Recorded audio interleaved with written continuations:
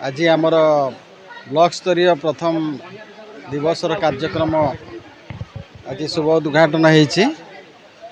आज थिला जो विकास धारा उड़ीसा सारार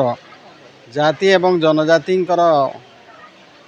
उपरे सरकार जो 2 वर्ष पूर्ति अवसर रे जो तांकर कार्यक्रम रही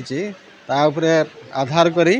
एठी जाति और जनजाति संप्रदाय व्यक्तिविशेष को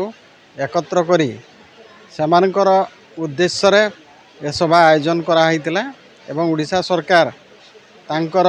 प्रति जो सहायता प्रदान करिसंती एवं आगामी 3 वर्ष भितरे कौन सहायता प्रदान करिवे ता मध्य एथिरे आलोचना करा जाइथिला। तेणु यही प्रकार भाव में आमर मंचासीन होते आमर welfare extension officer block education officer panchayat समिति अध्यक्ष ता सहित आमर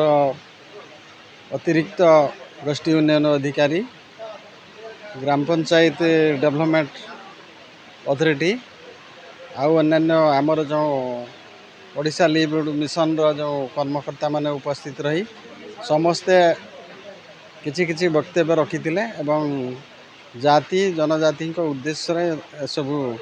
भाषण प्रदान करथिले। आज आमर जो जातीय और जनजाति उपर जो कार्यक्रम सरकार 2 वर्ष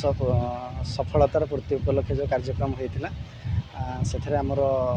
समस्त वर्गर आमर SC ST विभाग तरफ आमर माँ मैंने उपस्थित थिले एवं समस्त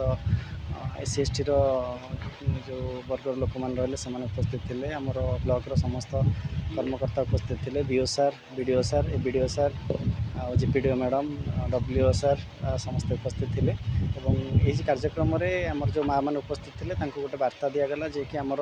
केमती समस्ते आमर वर्तमान जो जाति और जनजाति भेदभाव सेटा नाही जेमती कि आम समस्ते मिलीमिशी गोटे समाज को आगो को नहीं पारिबा जेमती कि आमर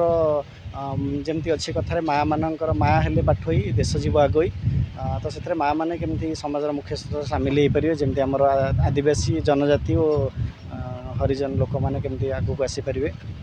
और से केमती आम मुख्य स्रोत सामिल करें समस्ते केमती आमर जो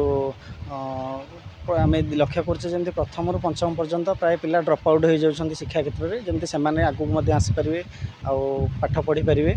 सेटा को वार्ता दिगला समस्त।